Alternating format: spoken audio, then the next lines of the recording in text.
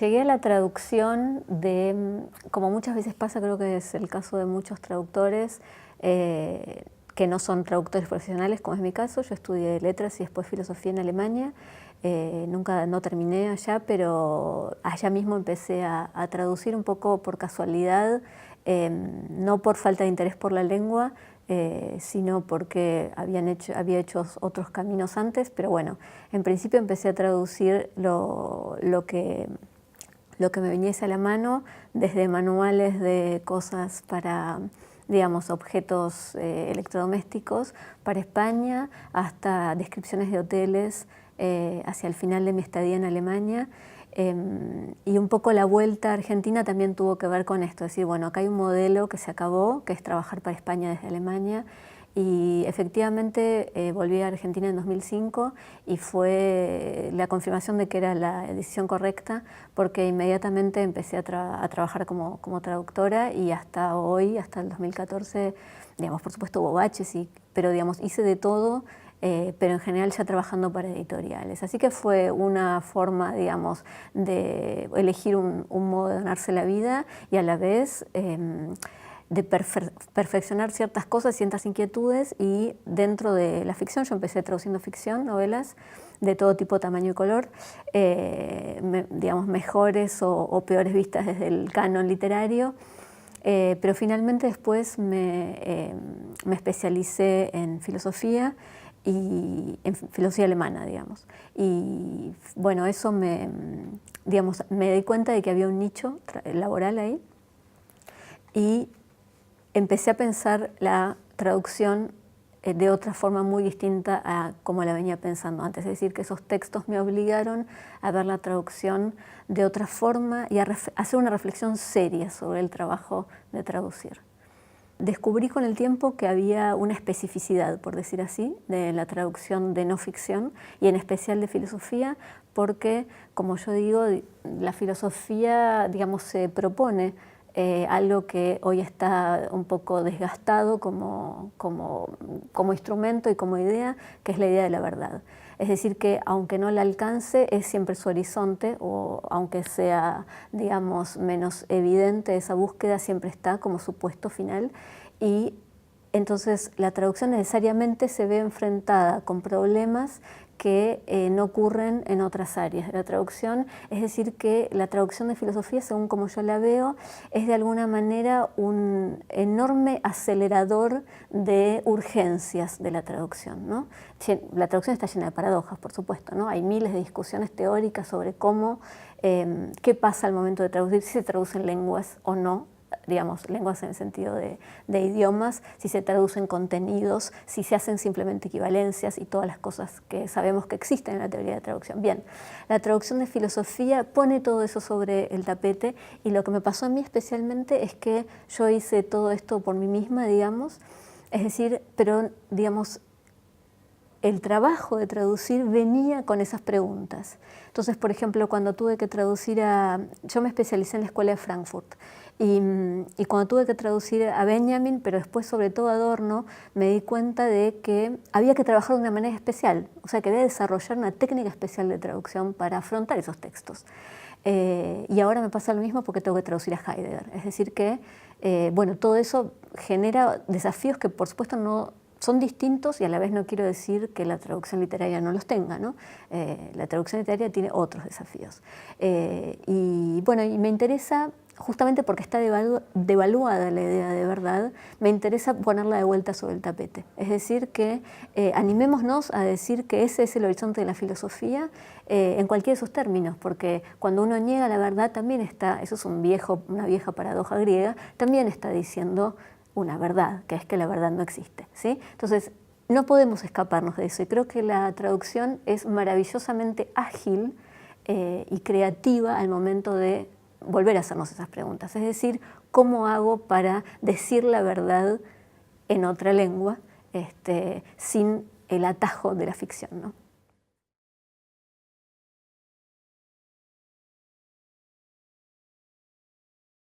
En principio, El problema de la verdad, por supuesto, es muy complejo y ha dado lugar, sobre todo en el siglo XX, que fue uno de los siglos que más la puso en duda, digamos, hay una especie de renacimiento sofístico, por decir así.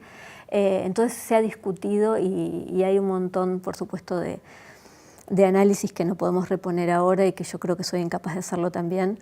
Lo que me parece es que la idea de la verdad en este caso no se refiere necesariamente a la verdad del texto, cosa que sí se plantea en cualquier tipo de texto. No es una verdad al interior, sino es una verdad al exterior. Es decir, es digamos, el viejo problema de, vamos a decir la palabra y su referente, ¿sí?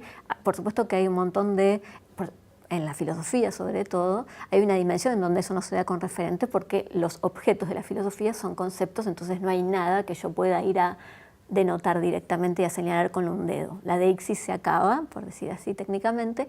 Entonces, mi problema en realidad, no quería usar esa palabra, pero es en verdad el problema nuclear de la traducción de filosofía, es el concepto, ¿sí? Es qué hacer con el concepto. Y lo que yo defino así, un concepto es un término, una palabra que no tiene sinónimos, ¿sí?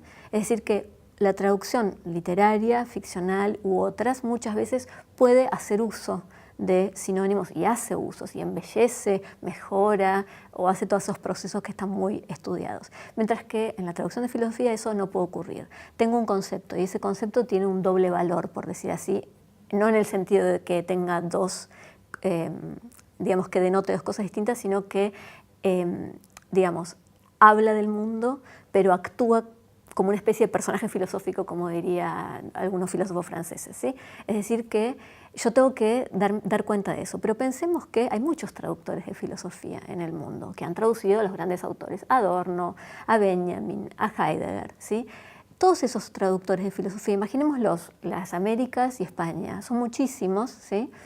Ellos no se han puesto de acuerdo en cómo iban a traducir cada concepto. Y yo no puedo poner una nota al pie en cada página. Es decir, que hay en la traducción de filosofía hay un deslizamiento constante y sin embargo yo no me puedo montar sobre ese deslizamiento y decir, ay, qué bueno la patineta de un concepto que va de un término a otro en el castellano. No, yo tengo una responsabilidad. Con lo cual eso complejiza mucho las cosas porque, a diferencia de traducción de ficción, yo no puedo decidir lo que me parece sin dar cuenta de la tradición del concepto dentro de la traducción. Es decir, que yo doy cuenta, por así decir, de dos caminos, el camino alemán y el camino en castellano. Y eso, por supuesto, hace todo mucho más complejo. Por otro lado, el horizonte verdaderamente es para volverse loco, porque uno no puede conciliar todas esas cosas. Yo no puedo pedir que en todas las traducciones de Adorno se mantenga esta equivalencia, X concepto en alemán, X término en castellano. Sin embargo, tiene que ser nuestro motor, por decir así, de trabajo. Y eso, por supuesto, significa que nosotros, como traductores, estamos dentro de un sistema, que es el sistema editorial, que nos tiene que dar espacio para trabajar como corresponde, ¿sí? Les pongo un ejemplo, no para hablar mal de colegas españoles, sino porque a mí me pareció especialmente escandaloso, que fue que hay una editorial española que saca libros sobre la Escuela de Frankfurt y otros, por supuesto, de filosofía, que se llama ACAL. ACAL compró en los años 90, supongo, la obra completa de Adorno, son 20 tomos, la obra completa publicada. Después hay otras partes que en parte estamos haciendo nosotros ahora en Argentina. Bien, esa obra completa tiene 20 tomos. Como Adorno escribió sobre muchos temas, se les ocurrió una idea para facilitar de alguna manera el trabajo, decir, bueno, todos los de música los harán gente que sabe de música, los de sociología, literatura, etc. Bien. Esas personas, esos traductores, no se pusieron de acuerdo entre sí. Entonces, en un lapso muy corto de tiempo, a diferencia como pasa en otros casos, que decís, bueno, era gente que no se conocía, que lo hizo en distintos países. No, en un lapso corto de tiempo, en la misma editorial, en el mismo país, se sacaron distintos libros con terminología totalmente distinta, sin coordinar. Entonces, por eso digo que hay un nivel en donde es una instancia editorial y de política cultural, si se quiere, ¿sí? Es decir que, pero bueno, no quiero, digamos, darle una importancia que no tiene. Por eso empecé por el problema de la verdad. Es decir, si nosotros creemos que ese problema existe Y si creemos que el saber y el pensamiento tiene un espacio, no sé, de consideración en nuestra cultura, en nuestro ejercicio de ser humanos, digamos, entonces hay que ver hasta qué punto eso está, en esa cadena están implicadas muchas instancias. El traductor solo es un Quijote, por decir así, no llega a cubrir, digamos, todas esas instancias ideales para hacer una buena traducción de filosofía.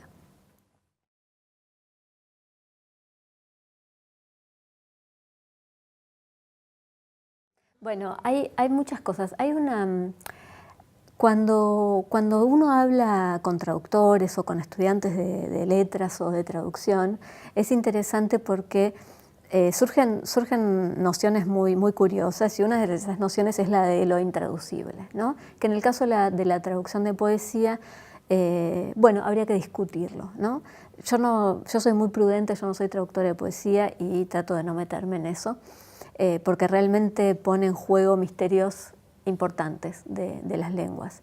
Pero, digamos, fuera de la traducción de poesía, yo soy una combatiente absoluta en contra de la idea de la intraducibilidad. Todo se puede traducir. ¿Por qué? Porque la traducción es precisamente ese ejercicio de equivalencia, de hacer equivaler una cosa por la otra. En el nivel de las lenguas hay equivalencia, no hay identidad. En el nivel de las cosas hay identidad, ¿sí? Entonces, yo soy una defensora de la idea de equivalencia. Entonces, entiendo que todo es posible hacerlo equivaler de mejor o menor manera. Entonces, cuando hay cosas muy dificultosas y la gente dice esto es intraducible, yo trato de pensar, no te asustes, esta es precisamente tu tarea. Es decir, ahí es donde opera la traducción, hacer equivaler de alguna manera. Con respecto a Adorno y la terminología, ahora estoy aprendiendo que en verdad Adorno no tiene graves problemas de terminología. Una vez que uno se ha hecho un poco de la terminología del marxismo, la terminología sobre todo de Benjamin, que él tomó mucho, hay un par de conceptos difíciles y que uno siempre está como en la famosa patineta, ¿no? De, bueno, acá es así, de otro lado. Uno, por ejemplo, se traduce habitualmente como nexo de culpabilidad, que es un término de Benjamin, y como Benjamin tenía un manejo un poco metafórico de la lengua, y Adorno toma eso y lo acuña como concepto, a veces funciona en castellano, digamos, una sola terminología y a veces no. Ese nexo de culpa es otro, es uno de ellos, perdón. Pero en general la dificultad en Adorno es sobre todo el tejido lingüístico, es decir, cómo arma la frase. Está estudiado en alemán mismo, o sea, a los alemanes eso no les suena, por supuesto, una lengua familiar, y de hecho yo estoy traduciendo ahora por segunda vez unas clases de Adorno, hay 18 o 19 publicadas en alemán. Y es curioso porque él era famoso en el modo en que hablaba, es decir, que él hablaba como si estuviese escribiendo un libro con líneas de verdad, porque uno cuando traduce se aprende todo de memoria, ¿no? Yo antes trabajaba en una notebook y entonces separaba en dos partes la pantalla, ¿no? Acá el PDF y acá donde yo escribía. Y nunca entraban las oraciones de Adorno enteras en mi parte de la pantalla, porque eran todas de mínimo 10 líneas, ¿no? A menos que, bueno, alguna cortita, pero en principio es esa gramática infinita del alemán que hace que yo vaya a buscar el verbo 4 cuadras más adelante, ¿no? Y tener que volver a construir. Bueno, uno se acostumbra a eso, pero eso al principio es muy choqueante. Pero en realidad, a veces yo cuento una historia curiosa, un poco sin plan de ser egocéntrica, pero creo que es... que muestra esa fascinación que puede ejercer un texto filosófico y escriturario, como es el caso de Adorno, que es que cuando yo fui a Alemania, fui a estudiar alemán para leer a la Escuela de Frankfurt en alemán. Ese era mi objetivo. Nunca me hubiera imaginado que iba a terminar especializándome en su traducción, pero realmente lo que me llevó es leer las traducciones españolas y ver que ahí detrás de ese tejido había una lengua, había una lógica, digamos, de esa frase tensa. Esa tensión se pasaba al castellano, se pasaba a veces en buenos términos y a veces en malos términos. Pero esa tensión estaba ahí. Entonces mi curiosidad era, bueno, ¿cómo está hecho esto? ¿Cómo está hecho en alemán? Entonces cuando llegué a Heidelberg, que es donde yo estudié alemán a la universidad, fui con mi marido, que es escritor y traductor también, y nos conocimos a un joven, digamos, que nosotros le decíamos el romántico, porque realmente parecía sacado de principios del siglo XIX, era alto, flaco, no se bañaba nunca, era un romántico alemán, y él me decía, yo hablaba muy poco en aquel momento, él me decía, ¿cómo no viniste a estudiar la lengua de Schiller o la lengua de Goethe? ¿Cómo me decís que viniste a estudiar la lengua de Adorno o de Benjamin, ¿no? A él le parecía un horror. Pero esa es la verdad, o sea, yo fui a buscar eso y no quiero decir que lo encontré, pero digamos que sigo en el mismo camino, ¿no?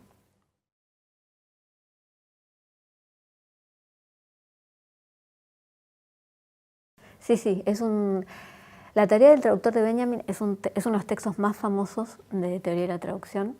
De hecho, a mí me tocó dar clases de eso en la facultad, en la UBA, y me di cuenta revisando bibliografías de otros países y bueno, que en general Benjamin era como realmente uno de los textos que aparece siempre y a la vez el más, prácticamente el más hermético de todos. ¿Por qué? Porque en el caso de Benjamin, él está discutiendo otra cosa. Primero que está discutiendo hacia el final en términos teológicos, como él hacía o hizo en gran parte de sus textos hasta la entrada plena al marxismo, es decir, que Benjamin hacía lo que yo digo una elevación teológica final, ¿no? En sus textos. O sea, por un lado está esa idea salvadora de la lengua original, la lengua bíblica, que es el hebreo, ¿no? Que es hacia el final del texto. Por otro lado está la idea de crítica, es decir, la traducción literaria, la traducción de la obra de arte, mejor dicho, no la traducción literaria, la traducción de la obra de arte como crítica. Y como él viene de años anteriores construyendo esa idea de crítica, ¿sí? Que es de alguna manera la forma de desenterrar, para decirlo rápidamente, el núcleo verdadero, el núcleo de verdad de la obra de arte, ¿sí? El contenido de verdad, mejor dicho, la diferencia entre contenido de verdad y contenido material. Entonces, la crítica está ahí para decir la verdad de ese núcleo de verdad de la obra de arte. Ese núcleo de verdad no quiere decir que sea el referente, ¿no? No es que estamos buscando qué dice la obra sobre el mundo exterior, sino que estamos buscando ese eje, mejor dicho, ese constructo, el sistema, estructura oculta que tiene que ver mucho si se quiere, con ideas del idealismo alemán, ¿no? Que está oculta en la obra. Entonces, cuando yo saco de toda esa reflexión benjaminiana ese texto y lo leo en términos de teoría de traducción, es donde empieza a haber mucha oscuridad, porque yo lo saco de su problema real. Su problema real es construir una teoría sobre la obra de arte en relación con la crítica. Entonces, si uno lo mira desde ahí, entonces el texto empieza a hablar por sí mismo y además más allá de la dificultad real que Benjamin, explotaba en su escritura, que era totalmente buscada, ¿no? Un colega, amigo del personal, Gershom Scholem, siempre lo tachó de esotérico, ¿no? Él lo tachaba de esotérico. Entonces, eso está en el texto, yo no voy a decir que es transparente, pero quiero decir, con las herramientas apropiadas el texto habla por sí solo y deja ver esto, que es la idea, por ejemplo, en el caso de Benjamin, de pensar que la obra de arte tiene una vida, la vida de la obra de arte. Entonces, ahí es donde la traducción funciona a nivel histórico, estamos hablando de las grandes obras de arte, no de la novela de ayer. Traducir esa obra es hacerla vivir su posvida. Entonces, en todos esos núcleos y ejes es en donde ese texto empieza a perder ese carácter, puramente esotérico que adquirió con todos estos años, ¿no?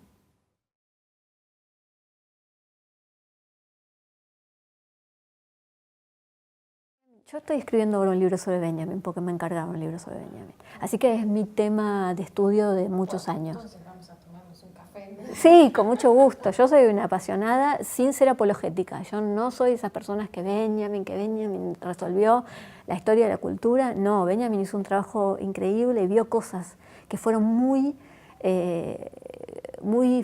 fundamentales para la época de la posguerra. Y él las vio antes. Entonces, claro, su figura adquirió un predominio primero en las letras alemanas, ¿no? Sobre todo con los años 60 y 70. Ustedes saben que Benjamin no lo leía nadie hasta ese momento. Y bueno, después la paradoja de que ellos que lo pusieron en circulación, que fueron Adorno y Horkheimer, fueron acusados de haberlo degradado, manipulado. Todo el mundo manipulaba textos en ese momento. Pero yo no voy a salir de defensora de pobres y ausentes porque esta gente no era ninguna, no eran niños de pecho, ¿no? Ninguno. Pero más allá de eso, qué sé yo, en el caso de las ediciones de las obras de Musil pasó.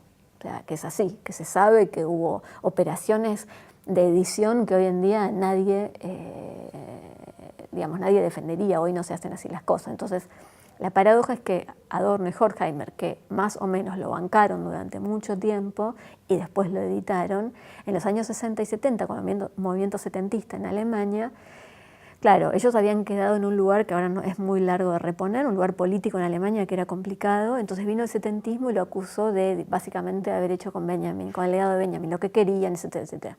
Pero lo objetivo era que lo leían en aquel momento cuando Benjamin vivía, ellos y 5 más, 10 más. Bueno, Benjamin entonces adquirió una figura muy importante que no tuvo en su época, y hay lo que yo digo una especie de paradoja, que Benjamin fue un fragmentario en la lettre, no solamente porque quería, digamos, porque finalmente no terminó ese famoso libro de los pasajes, que quedó inconcluso y en fragmentos. Él no sabía, o sea, por supuesto que el fragmento era una idea del romanticismo alemán que él recuperaba, ¿sí? O sea, hay una parte que era objetiva, pero otra parte fue la práctica errática de la escritura de Benjamin, que hizo que todo quedase más o menos en fragmentos, cortado, no sé qué. Y después vino lo que hay gente que llamó el posmodernismo, que fue un cultor de eso. Entonces, de alguna manera Benjamin, digamos, ocupó un lugar fundamental en la creación de esa segunda modernidad, si se quiere, ¿sí? En donde el fragmento, donde la teoría de la cultura, etcétera, etcétera, tenía un papel preponderante. Pero hay una parte que fue buscada y otra un poco que fue obra del azar, por decir así.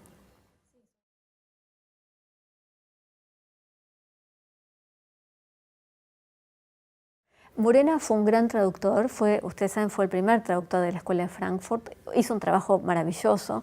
Yo tengo bastante estudiadas no todas, pero muchas de sus traducciones, porque como yo las traduje, hay dos formas de traducir filosofía de textos ya traducidos, o sea, la famosa retraducción, y la traducción de la nada, ¿sí? Es decir, que yo hago operaciones de traducción y no tengo ningún soporte. Ese soporte es muy clásico o muy común en la traducción de textos teóricos. ¿Por qué? Porque hay un misterio, que yo digo es un misterio del lenguaje, que es el misterio de la atadura de la traducción con su propia época.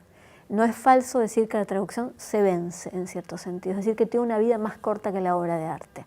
Sin embargo, hay mucha gente que lo niega y dice, hay traducciones que se llaman, hay un teórico que les recomiendo, que se llama Antoine Bergman, es un teórico que acaba de ser traducido muy bien acá en Argentina. Les recomiendo ese libro, es un libro hermoso, cuyo nombre ahora no me acuerdo. La traducción y la letra se llama. Bueno, Bergman dice que existen lo que llaman traducciones históricas, es decir, traducciones que no han pasado, que siguen estando ahí. Por ejemplo, ahora se me ocurre la traducción de las afinidades selectivas no. Las relaciones peligrosas, sí, que es una traducción contemporánea, es una traducción del siglo XVIII, si no me equivoco los siglos, castellana, de esa época. Es maravillosa, está publicada por Lumen, está intocada y es fantástica porque, digamos, es un castellano que nosotros jamás podríamos recuperar. Están las traducciones de Hölderlin de Sófocles, que son traducciones muy conocidas. Está, no sé, mucho más cercana a la traducción de Enrique Pezzoni de Melville, exacto. Hay, por supuesto, esas traducciones, pero la de todos los días, la traducción de a pie, en general es una traducción que se vence. Y yo creo que ahí hay un misterio de la tarea de la traducción, porque la tarea de la traducción, queramos o no, y eso es una especie también, por así decir, de paradoja, actualiza necesariamente. Es decir, yo siempre que voy a traducir un texto del siglo XVII, del siglo XVIII, del siglo XIX, del siglo XII, del siglo IV a.C., lo voy a necesariamente actualizar, aunque yo no quiera. Es imposible no actualizarlo. Y así como lo actualizo y lo hago transmisible, más fácil, por decir así, a los lectores actuales, a la vez envejezco mi propio texto porque lo ato a mi propia época. Es decir, que ahí en esa encrucijada está la traducción. Este era todo un rodeo de algo que ya no me acuerdo dónde iba. Bien, entonces, cuando uno traduce a Benjamin acaba de vencerse sus derechos y por eso hay un fenómeno editorial que es que salen textos de Benjamin de todo tipo, tamaño, en color, en todos lados. En España todavía no tanto porque ellos tienen 10 años más de espera, pero nosotros ya tenemos.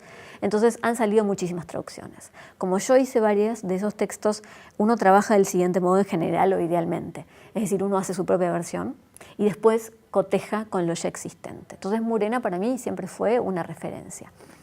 Murena hizo un trabajo magnífico, pero hay cosas que están mal hechas en sus traducciones, indiscutiblemente mal hechas. Ya no podemos discutir que es una interpretación, no. Una de esas clásicas, que yo no había notado, pero que me la dijeron antes de que yo empiece a traducir, es uno de los textos famosos de Benjamin, que es sobre algunos temas en Baudelaire. Él, donde Benjamin habla de lo cultual, es decir, lo perteneciente al culto, Murena puso lo cultural y dio toda una serie muy larga de, digamos, de interpretaciones de ese texto clave de Benjamin, que es un texto clave sobre la idea de la literatura en el siglo XIX, por decir así, alrededor de la teoría de la cultura que no tenía absolutamente nada que ver. Es decir, que lo cultural en ese lugar se está refiriendo al calendario, ¿no? El calendario de culto que automáticamente en la rememoración nos hace recordar algo, ¿sí?, por la fecha del calendario. O sea que no hay nada que discutir, cultural no es cultural. Bien, entonces, además de que la palabra alemana en ese caso es transparente. Entonces, ¿qué pasa? Uno admira esas traducciones, ¿sí? Y por otro lado, cuando se encuentra con alguien, traducciones que por supuesto, como decimos, hay un nivel editorial. ¿Qué pasa cuando un editor en el año 2010 decide volver a publicar esas traducciones sin tocarlas y sin revisarlas, ¿sí? Yo entiendo que hay una necesidad, digamos, económica de publicar a Benjamin, pero ¿cómo? ¿A qué precio? ¿Por qué lo vamos a hacer así? Bueno, por eso digo, hay muchos niveles. La traducción pone muchos niveles de la industria cultural, si se quiere, en juego. Entonces, cuando uno dice, bueno, no entendí un texto de Benjamin, bueno, ¿qué traducción estuviste leyendo? Hay traducciones que son más famosas o menos famosas por su complejidad, pero en general las traducciones de Murena, en el caso de Benjamin, son muy buenas, son muy respetables, y él ha hecho una traducción además elegante de Benjamin, entonces tiene ese doble valor, ¿no? Que otros no, otros con el afán de la verdad, por decir así, han descuartizado los textos.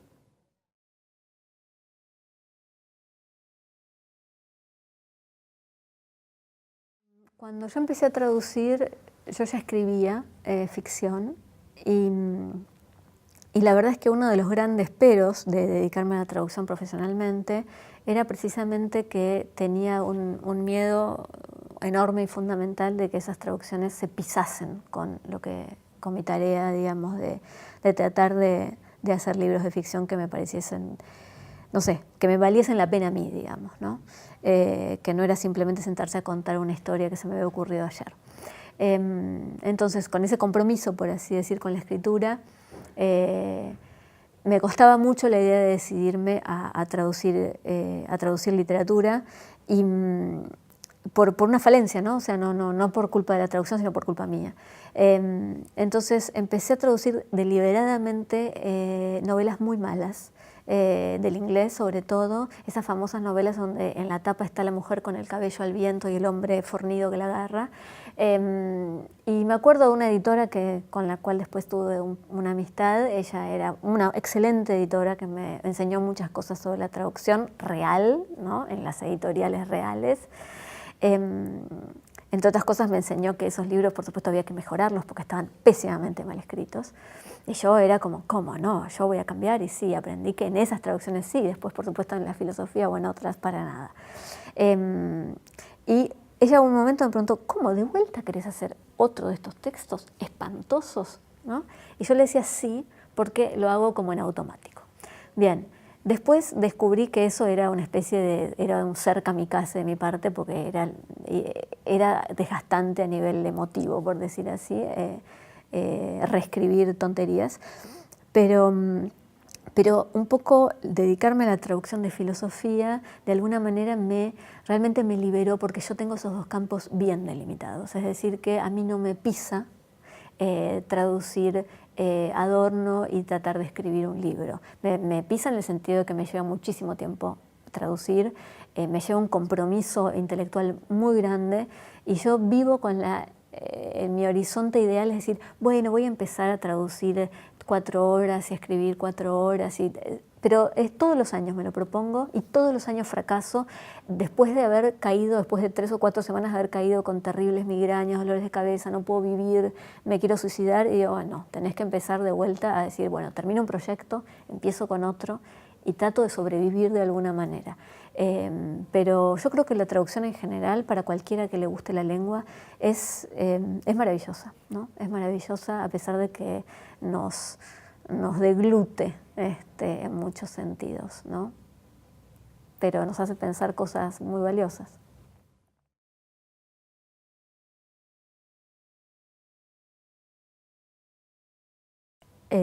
A mí me tocó una sola vez traducir a un autor vivo, alemán, con el que tuve una relación de parca, pero cordial, y muchas de las cosas que pasan a veces es que finalmente el autor te dice, pon lo que quieras, ¿no? O sea, bueno, eso no importa. A mí me tocó traducir una novela que ocurre en Berlín, de un autor muy bueno, y él describía un edificio que yo conocía en Berlín. Y yo decía, no sé cuál es la denotación, o sea, no sé a qué se refiere la frase, no se entiende, es ilógico, o sea, y así se lo formulé, déjalo de lado, o sea, ¿no? Quiero decir, hay esa libertad que uno se puede tomar como traductor en la ficción que no ocurre en los otros tipos de textos. Cuando uno como autor es traducido, te puedo contar el caso de mi esposo, que es Ariel Magnus, que fue muy traducido, sobre todo un libro que ganó un premio, y eso siempre es muy, muy dinamizador de las traducciones.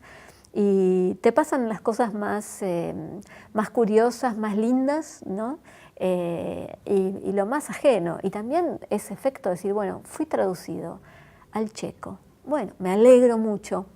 Quizás algún día me llegó un ejemplar de un libro que es mío con un nombre que no puedo leer y ya está, ¿no? O sea, es por supuesto una ilusión ser traducido como autor y a la vez, no sé, será que yo con el tiempo es como que puse todo eso en una especie de lugar de...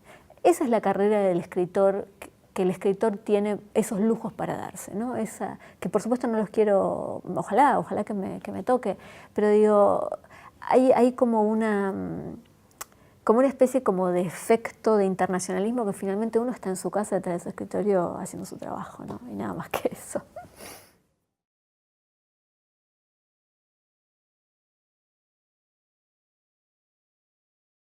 No, lo interesante de la práctica como docente de traducción, yo en realidad no doy a traductores, sino que doy clases de teoría de la traducción, ¿no? Y de algo que se llama traductología, que ya su mismo nombre denuncia que es una especie de artefacto nefasto, que es una especie de teoría de la traducción con un neologismo que la define y que se ha dado en los últimos, no sé, 30, 40 años, sobre todo en Europa, y en otros lugares interesantes como Israel, por ejemplo. Israel es una cosa maravillosa, pues una sociedad muy nueva que necesitó, digamos, que inventó, entre comillas, por supuesto que existía, pero algo así como el hebreo moderno, y que tenía esa cosa como programática, es decir, nos sentamos acá y hacemos una nueva sociedad, ¿no? Un nuevo país con una nueva lengua, por decir así, nueva entre muchas comillas, y ahora hay que traducir todo a esta lengua, porque ahora tenemos un público, ahora tenemos una universidad, y todo eso, claro, era como una especie como de observatorio de qué hace la traducción en una sociedad. Y los teóricos de la traducción israelíes han visto cosas maravillosas, porque ellos vieron en ese pequeño laboratorio que era, bueno, no sé, qué géneros, hay géneros de traducción, hay una teoría de traducción que cree la traducción como un género, es decir que tenemos el género, no sé, el teatro, la novela, no sé qué, la traducción como un género, ¿sí? Por ejemplo, estos teóricos israelíes se dieron cuenta de que la traducción es una obviedad, pero bueno, hay que decirlo, es formadora de autores al interior de la lengua. Es decir, que nosotros, no sé, el último boom de los escritores de policiales, último, si quieren, sin pensar en Soriano, digamos, pero mismo el caso de Soriano, no sé si él lo leía en inglés, pero mucha gente que después hizo del policial argentino un género, leyó traducciones.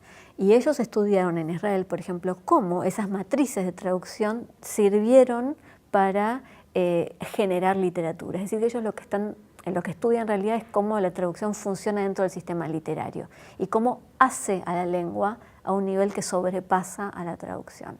Es decir, que yo no conocía esos textos. En el momento en que me llamaron para dar clases, me enfrenté, o sea, con esa y vi cosas que eran muy malas.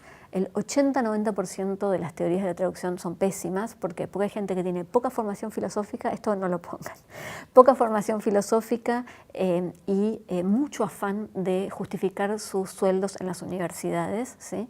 Entonces, claro, son esas disciplinas que se pasan la mitad de los libros justificando su propia existencia, es un horror. Y sin embargo hay un par de autores que son realmente excelentes. Bergman, por ejemplo, se los recomiendo. Estos autores israelíes, hay una teoría que se llama teoría de manipulación, que es interesante también.